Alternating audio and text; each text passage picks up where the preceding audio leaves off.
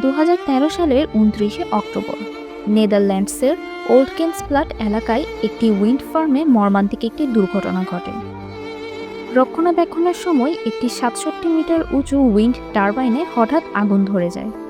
4 জন প্রযুক্তিবিদ সেখানে কাজ করছিলেন, কিন্তু আগুন হঠাৎ ছড়িয়ে পড়লে 4 জনের মধ্যে 2 জন ব্যক্তি রেহাই পেলেও তাদের বাকি 2 জন আর রেহাই পাননি।